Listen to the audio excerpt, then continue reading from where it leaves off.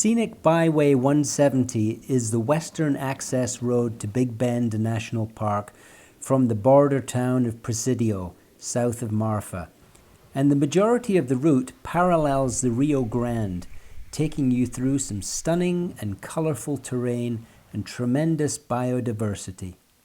This region is all part of the greater Chihuahuan Desert, of which 90% lies in Mexico.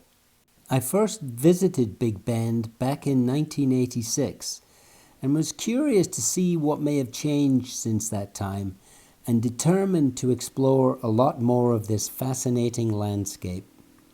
My timing was fortunate, arriving at the height of spring when the desert was ablaze with color. A notably wet winter had contributed to an explosion of blooms, some of these desert-dwelling plants patiently waiting years for the right set of conditions to produce this spectacular result. I spent a full week in Big Bend, hiking, paddling, and riding over 200 miles of dirt roads that crisscrossed the park. A relatively small and compact range, the striking Chisos Mountains are unique in that they preside wholly within the boundaries of a U.S. national park, the high point being Emory Peak at just under 8,000 feet. Big Bend lies in a remote part of the desert southwest, far from light pollution, making it a great place for stargazing. Additionally, it is home to over 450 bird species, and spring is an excellent time to catch the migration of many. The contrasts in elevation from river to high peaks makes this desert landscape one of the more ecologically diverse, with an abundance of animal and plant species uniquely adapted to life in this challenging environment. So finally made it to the top of Emory Peak. This is a little under 8,000 feet. Highest point in Big Bend National Park. And what a view from up here. Absolutely spectacular. Unparalleled views in all directions. Just absolutely stunning. Unfortunately, there's the usual array of solar panels and antenna. I don't know why they couldn't have put them on the second highest mountain. They seem to be becoming more and more prevalent on these high spaces. We got about another 6.5 miles back down to the basin. This will be about a 12-mile round trip hike when I'm done. I will say Big Bend is a pretty magical place and offers something for all sorts, depending upon your recreational abilities. You know, if you don't like the heat of the desert down low, you can come up to these higher elevations and cool off, where the nights would be fairly chilly, I imagine, even at this time of year when daytime temperatures are moderately high. It's the desert. Nighttime gets cool, and you come up here to the basin and the ecology changes, you know, markedly from that you find down low. A lot of the desert plants have been replaced by pines and oaks up here. It's a whole different color scheme. You're not seeing as many of the plants in bloom up here.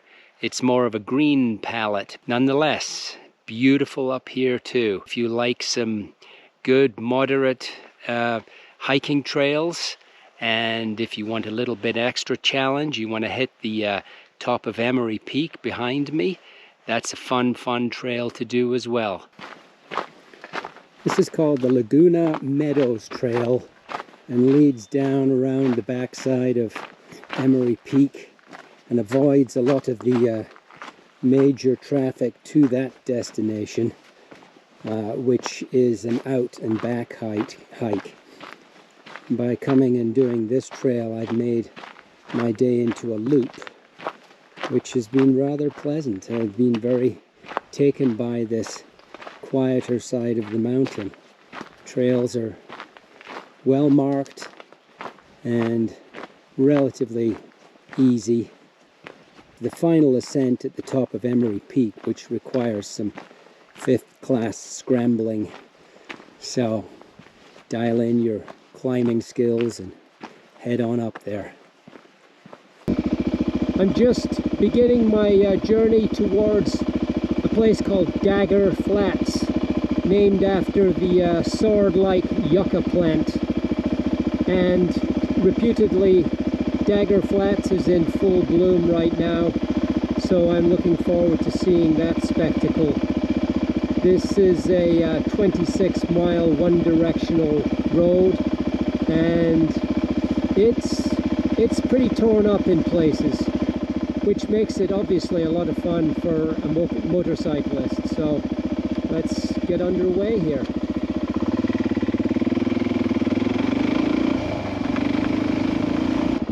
All of those little white specks in the distance are the flowers from the yucca plant.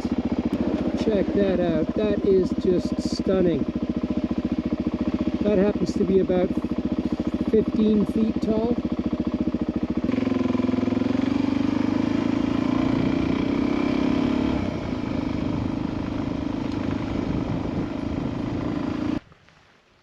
Well, here we are at Dagger Flats finally. The end of the road, so to speak. Truly is a remarkable place. So we're gonna head back now. We're gonna follow the same road back because it was so much fun to ride. About 6 miles in on that track from the other end, there's a trail called the ERNST TINAJA trail.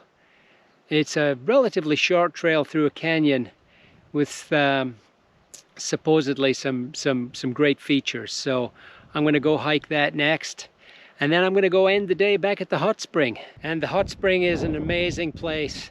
It sits right on the Rio Grande, right next to it, and so you can warm up in the beautiful mineral waters there and then go and cool off in the refreshing river. And I tell you, it's a wonderful way to end a day here in Big Bend.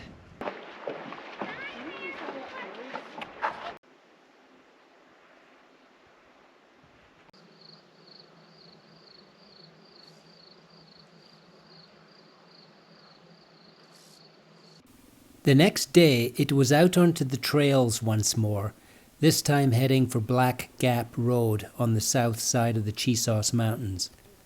It is a challenging trail that requires 4x4 high clearance and gets the attention of off-road enthusiasts. But first, a trailhead stop and a chat with a couple of campers along the way. Well, trails like the one behind me, which is called Juniper Canyon, pose their own very significant logistical challenges if you intend to hike a trail that might be 11 miles long, 6 miles long. Even a 6-mile trail through this kind of environment on a hot day, you know, you've got to have lots of water and plenty of resilience, a couple of vehicles that are suited for this kind of rocky terrain. Pretty committing. Here's some people camped. I'm very surprised there's anybody back here. Pretty remote.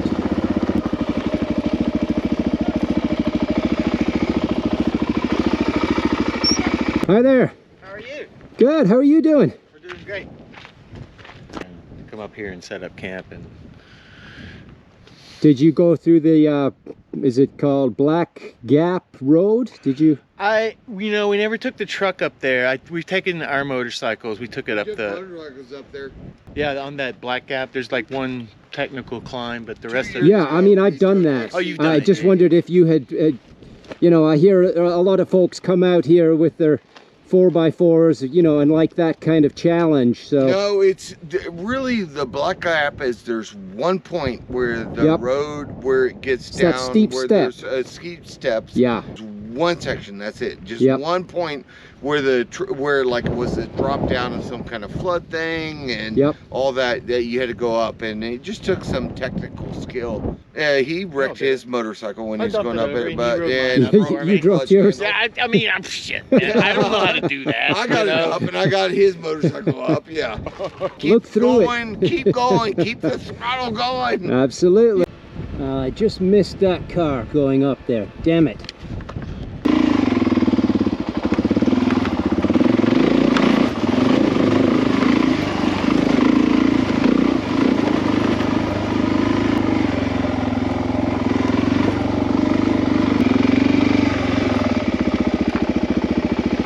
there. Hi. Did you have fun? Yeah. Yeah. Yeah, it's fun. Awesome. Awesome. What's that? Is it just you here, or Yeah. more people? Okay. Yeah, I was really hoping to. There was 2 people ahead of you going in that direction. Yeah. And they said you were at the gap. Yeah. And so I raced to get over here to see if I could photograph you trying to get up there. Oh. And I just missed you. So if you want to do it again, I'm happy to stick around. Yeah, I mean, if you want to photograph it, we can try it again, but I'll go down and then, is there a turn section over there? What's that? Yeah, we can try going down. I'll go down and I'll turn back around. Well, yeah, I mean, you haven't really done it unless you've gone up it and down it, right? Right. Okay, let's do it. Thank you. Sweet. Well, there we go.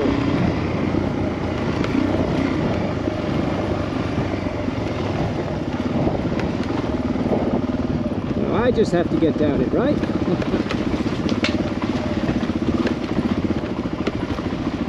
Whee! All right, I'm going to stop right here. Here they come.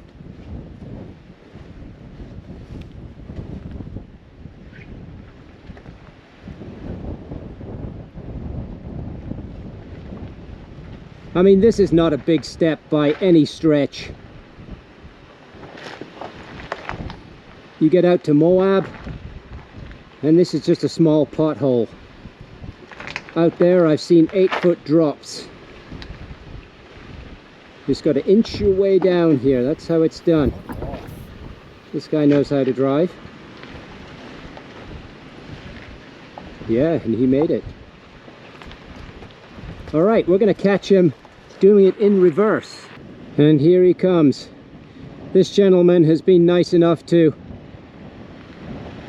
come back down the hill here and rerun this for me, just so I can get a sense of how they navigate such an obstacle.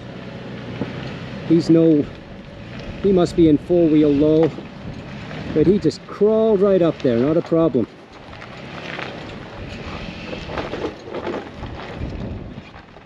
Plenty of ground clearance. And that's what you need if you're going to bring a vehicle out here.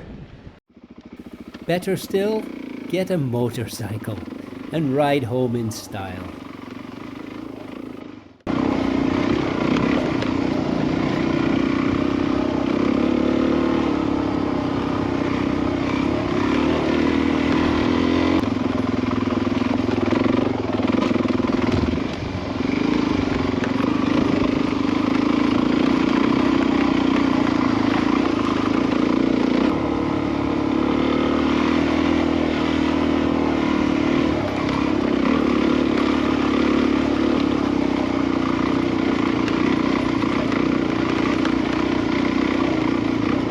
Don't want to mess up here.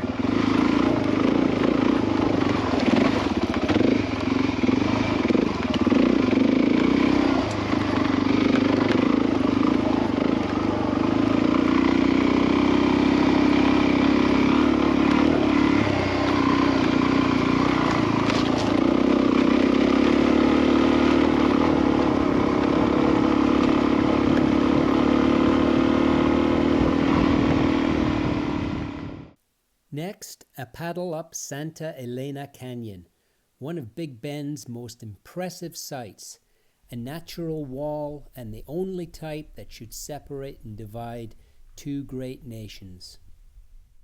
I'm just about to make my way in there, having pretty much portaged my craft for the last 2 miles upriver because the flow is so low that there's not a lot of water in here in many areas, though I think we should be fine here in the canyon. As it narrows down, it should get a little deeper.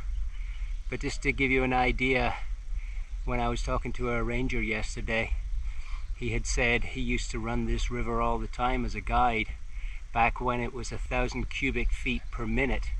Right now it's running at 53, so 1/20th of what is considered good flow through here. Much of that can be attributed to the fact that the Rio Grande is sourced down in Mexico, and Mexico controls the water rights, though it does have an agreement whereby it has to release a certain amount of water every year into this section to the US. I'm actually traveling upstream today. It's going to be a one-directional trip in that I'm going to have to turn around at some point and float back down the canyon. Coming upstream here, there's some areas that are just either a little too swift for me to paddle upward, or there's insufficient water and I have to get out in portage. Black exterior is called desert varnish.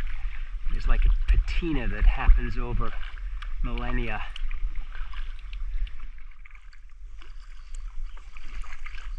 Just beautiful back here. Hi there. Somebody took a tumble, huh?